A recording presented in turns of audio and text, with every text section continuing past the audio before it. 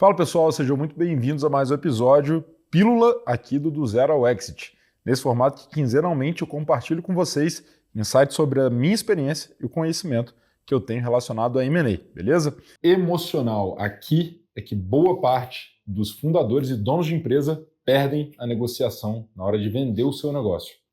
O tema hoje aqui, pessoal, é sobre o aspecto emocional, como lidar com todos os sentimentos, as emoções durante um processo de M&A, durante um processo onde você está vendendo a sua empresa, especificamente, como a gente fala aqui, no sell side, o lado de quem está vendendo.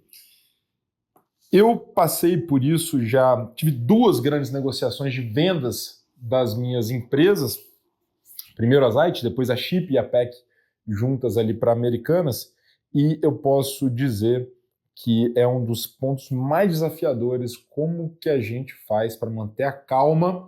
E aí, quando eu estou falando da calma, não é nem depressão, nem euforia, vou comentar um pouco sobre isso, e é aqui que muitos fundadores, muitos donos de empresa perdem a negociação ou deixam muito dinheiro na mesa. E eu quero começar falando do ponto da euforia. Pessoal, sempre, né, e hoje a gente assessora aqui dezenas de transações na VPX, e uma coisa que era quase impossível de ser contida é a euforia do fundador na hora que ele começa a vender a sua empresa, porque ele já está aqui 10 meses antes, ele já está planejando com o que ele vai gastar o dinheiro lá na frente, qual revista que ele vai sair, etc. Isso é natural, isso é normal. Mas isso não deveria fazer com que você relaxasse na negociação e esquecesse que ainda tem muita água para passar debaixo dessa ponte. Então, muito cuidado, eu chamo essa fase da lua de mel. Você conheceu um dono de uma empresa muito maior que a sua, é natural que você já tenha uma admiração por essa pessoa. Essa pessoa, ela viu o negócio, viu sentido, viu valor em você e no seu negócio. E vocês começam quase que um jogo de sedução, ainda que não no aspecto do relacionamento amoroso, mas um jogo de sedução, onde uma parte está querendo se vender para outra, uma parte está ali, por que não, tentando atrair o outro cada vez mais para o seu lado. E a gente tem que tomar muito cuidado com isso, porque se a gente entra nessa, a gente pode se perder na negociação, tá bom? Muito cuidado com essa fase da lua de mel, mas também muito cuidado com a outra parte, que é a parte da angústia, né? Que é o oposto da angústia, da ansiedade, da depressão, de achar que tudo vai dar errado. Normalmente, uma transação hoje está levando entre 9, 10, 12, 18 meses entre começar e concluir, pessoal. Ou seja, é mais do que natural e é quase uma certeza de que durante esses 10, 12, 18 meses você vai ter momentos de muito desafio na sua transação, seja numa diligência, seja negociando alguma cláusula mais pesada, seja no seu comprador passando por alguma crise no meio disso e quase saindo da mesa, que é como a gente fala, né, quando o comprador ameaça ele desistir de seguir com a compra, dificuldade financeira que você pode passar no meio desse processo. Vão acontecer situações muito desafiadoras e você precisa se controlar e não entrar em parafuso. Isso é fundamental, tá, pessoal? Mantenham a calma. E aí, como eu sempre gosto de dizer, aqui no meu canal eu gosto de trazer também alguns frameworks, algumas dicas práticas de como que eu fiz para passar por esses processos e como que eu acho que você também deveria fazer, ok? Ponto 1, esse aqui eu não segui tão à risca, tá? Mas esse é um conselho que eu recebi há uns 8 ou 9 anos atrás. Nunca sente na mesa sem poder dizer não. Isso vai ajudar muito o seu psicológico. O que isso quer dizer? Não deixe para vender a sua empresa quando você estiver numa situação difícil ou que você não tenha outros caminhos. O ideal é que você leve a sua empresa ao mercado quando você esteja numa boa situação, numa situação onde você não depende daquela venda. Você está aberto a vender, mas que você não depende daquela venda. Tá? Primeiro ponto. Segundo ponto, procure sempre ter um processo competitivo ao vender a sua empresa. O que é um processo competitivo? Ter mais de um player, ter mais de um potencial comprador na mesa disputando ou negociando com você, ok? Então, isso é uma forma de você não se sentir pressionado a sentar na mesinha lá com o seu comprador, seus advisors e advogados e nunca poder dizer não. Você precisa em algum momento falar assim, olha, pessoal, esse aqui é o meu limite. Se isso passar daqui, eu tô fora e tá tudo bem, eu sigo a minha vida. E o mais importante disso tudo é a primeira coisa que eu falei. Mantenha a sua empresa com caixa operacionalmente saudável, lucrativa, enfim. De modo... Esse é o maior Esse é o maior dos processos competitivos, quando é o comprador com a sua própria empresa. Sua empresa está indo tão bem que você pode dizer não para ele e seguir a sua vida. Legal? Segundo ponto, isso eu fiz muito bem, fui muito bem nesse ponto e mesmo assim tive angústias. Então preste atenção aqui. Esteja bem assessorado. E eu vou dividir em 3 tipos de assessoria. Primeiro deles, jurídico. Se você tem bolso curto, gaste seu dinheiro com um bom jurídico nessa negociação. É o seu jurídico quem deveria garantir as proteções para você, garantir os instrumentos que vão fazer com que você receba o dinheiro, os valores justos, tá? Sem entrar aqui em valuation, né? Normalmente não é o trabalho do advogado, mas que você tenha proteção para receber tudo aquilo que foi combinado. Legal? Importante, não é necessariamente o advogado mais técnico ou a maior placa que vai ser o seu melhor advisor jurídico. Se você tem alguém de confiança, mas claro, experiência e track record aqui é fundamental. Não estou falando de um advogado que fez 1 ou 2 transações.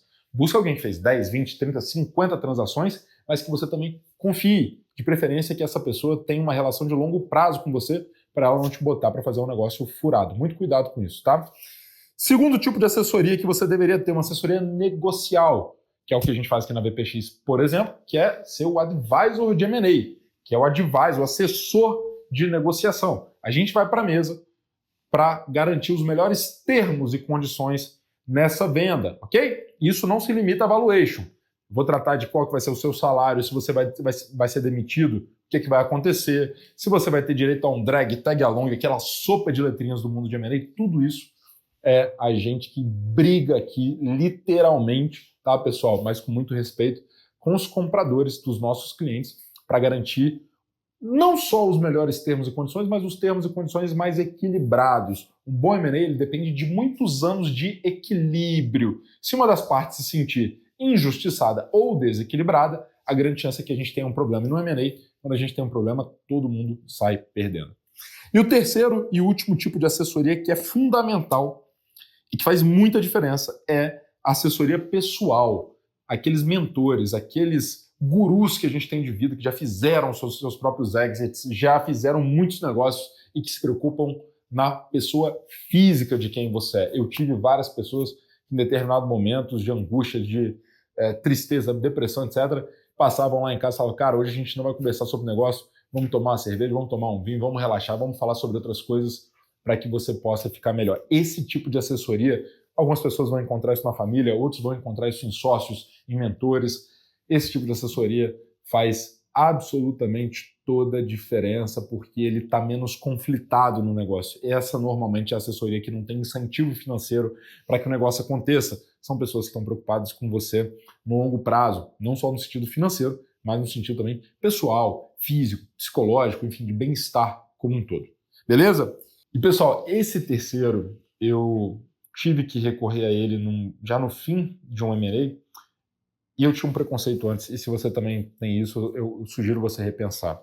A dica é, se você precisar, recorra a apoio e ajuda médica ou especializada, seja ela psicológica, terapia, medicinal, medicamentosa, se for o caso, claro, sempre com acompanhamento de alguém que entende disso, mas não ache, às vezes a gente tem aquela síndrome do super-herói, né? Não, eu preciso passar por isso, eu preciso suportar isso, eu preciso aguentar essas 48 noites sem dormir. Pessoal, calma, eu tive lá bem pertinho do fundo do poço e foi fundamental eu contar com uma ajuda médica. Eu posso até dar um pouco mais de detalhe. Eu fui, por conta de um grande mentor meu, ele